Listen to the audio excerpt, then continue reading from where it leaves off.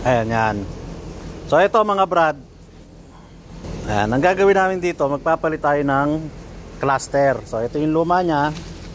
Yung original kasi nya na mileage is 80,000 km ang odo. Kung ipapalit natin is 200 plus. Ito para ano lang, magre-react lang tayo do sa vlog nung isang content creator ng mga sasakyan, yung sinasama pagka nagche-check ng mga second hand, no, gamit yung scanner, titingnan doon, iba yung mileage sa scanner, iba yung mileage sa cluster board. So ito para naman fair tayo sa lahat, no, kawawa din naman yung mga nagba-buy and sell na ayun nga, napapasama yung tingin ng ibang tao kasi nga ang sinasabi ng vlogger is namimitek. So what if kasi ako buy and sell, nakabili ko ng second hand na sasakyan, hindi ko alam ang history, yung pala nagpalitan ng cluster board. Ayan, katulad dito, magpapalit tayo ng cluster. So ito para lang fair do sa mga nagba-buy and sell. So kawawa rin kasi sila no, nabubugbog sila dahil daw yung binibenta mga pitik-pitik. Maraming loko din na nag-buy and sell, pero marami din kasi matitino. Yun nga lang, yung nag-i-scan, hindi inaalam yung istorya. So sinasabi, ito napitik to, huwag nyong gawin, no? So ayun lang. So sige Doc, ano mo? So iba talaga ang reading nito pagka nag-scan ka. Ang original reading kasi is 80,000 km pero tong cluster na ipapalit natin is nasa 200. So dapat si vlogger, tinitingnan niya din dapat, or tinatanong niya yung history. Kung di niya ma-history, wag niya na lang sabihin na namimitik yung nagba-buy and sell. Ayan. So ayan, tingnan nyo ang odo nito, 200. Espanyol. Wait, babagay natin mamaya yan sa menu tayo, menu mamaya. Ako nagpo-program ka na. Kaso nga lang yung speed nyo, yung tachometer. So ayun na nga, ito is 231 yung odo, 31,000 km yung odo, pero yung luma nya is 80,000. So syempre ikaw nag-check ka ng sasakyan, may kasama ka nag-i-scan, pagtingin sa scanner, sir, nasa scanner is 80,000 km yung odo, pero ang nasa cluster nya is 231,000. So baliktarin natin. Yung cluster board na nabili, no? Halimbawa, ang original mileage niya is 231,000. Tapos yung cluster board na nabili is 80,000 km. So pagtingin ngayon doon sa scanner, sir, 230,000 yung original. Pero dito sa cluster board niya is 80,000. So napitik to. Yun yung hindi mo muna inaalam yung istorya ng isang sasakyan, no, para lang maging aware sa lahat do sa mga buyer and seller, para fair po sa lahat, no, walang siraan. Kasi hindi mo dapat katulad niyan, yung mga sinasamahan mo na nagpapacheck ng sasakyan ay kawawa. Alam nyo bakit? Hindi po nagbabase ng sira ang isang sasakyan sa scanner. Iba pa rin yung ina-assess mo, tino-troubleshoot mo yung isang sasakyan. Halimbawa, wear and tear parts. Although may scanner ka, may lumabas ito ganyan, ABS sensor, diba? ECU, TCM. So given na, yun ang lumabas. Pero ano description? So doon papasok ngayon yung actual na troubleshooting, yung assessment na dapat mong gawin. Huwag kang mag-base sa scanner. Ang scanner is for reference. Tandaan nyo yan, for reference lang. Dapat ang tinitignan mo, pagka bibili ka ng isang sasakyan, alamin mo yung history, yung maintenance, and titignan mo yung physical ng mga wear and tear parts, drive belt, hose, radiator hose, bypass hose. No, kasi kung hindi mo titingnan yung mga physical na wear and tear parts, sinabi mo lang ito, ina-scan ito, binili. Eh biglang umalis ngayon yung buyer, nabili niya ng sasakyan, biglang naputulan ng belt, biglang naputukan ng radiator hose. 'Di ba? So sino sisisihin? Siyempre sasabihin mo, hindi na part yan ng ano ko ng serbisyo ko, sa akin scan lang.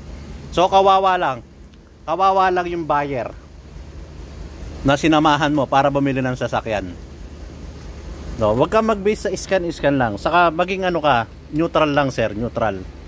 Yung wala kang sisiraan tao, wala kang aapakan tao. Yung sasabihin mo, yung buyer namimitik, yung seller namimitik, si ganyan namimitik. Wag ganun.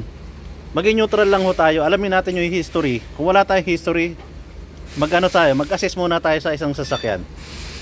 So yun lang po yung opinion ko lang yun para sa mga bumibili ng sasakyan. Mas maganda pa rin may physical na check sa mga wear and tear parts, no? Yan, katulad kami dito sa Autodoxy lang, nakita nyo mga ginagawa namin, mostly American, European car. Pag sinabi ni scanner, eto mga generic lang mga scanner namin wala kami dito yung mamahaling scanner na katulad ng ginagamit ni Sir. Yan. Ito, ginagawa lang namin for reference. Pero tinitingnan namin yung description ng na-scan. Then, doon na papasok yung talagang assessment namin. Troubleshooting, bakit lumabas si ganyan, bakit lumabas si ganyan. So, doon mo ma-identify talaga yung totoong problema. Hindi po sa scanner. Ito, nagtuturo lang to kung ano yung unang ito troubleshoot mo, para hindi ka na manghula, hindi na baklas dito, baklas doon. Gawin mo lang siyang reference.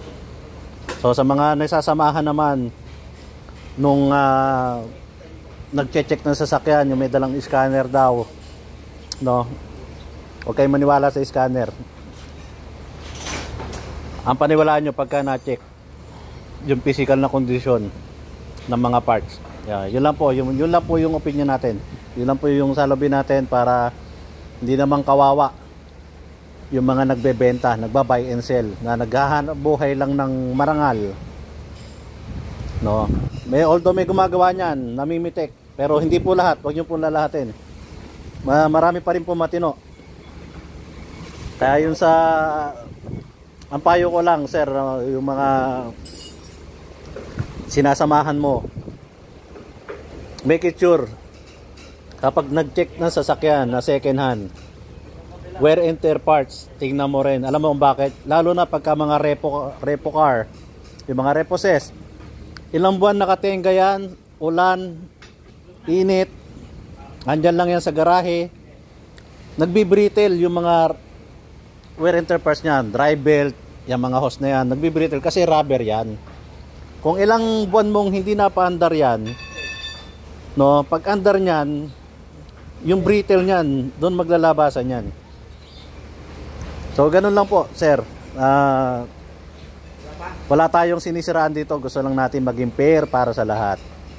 At siyempre, yun sa sumasama sa nag-i-scan, no, ayusin mo na lang yun. Okay naman yung vlog mo, pero wag ka nang manira ng tao, wag ka nang manapak para lang umangat ka, para lang magkaroon ng maraming subscriber, maraming followers, no. Wag mo na lang gawin yun na siraan mo pa yung nagba-buy and sell. Matinong tao yung mga nagba-buy and sell. Ilan lang talaga loko.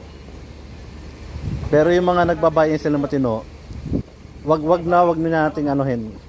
Kasi hindi rin naman nila alam kung ano yung history yung nabili nila na na sasakyan. Kung napalitan ba ng cluster, napalitan ba ng ECU. So yun lang po.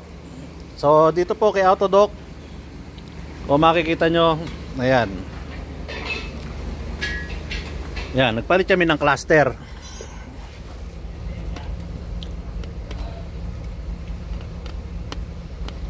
$231,000 to. Pero ang original niya kasi is 80,000 yung luma niya.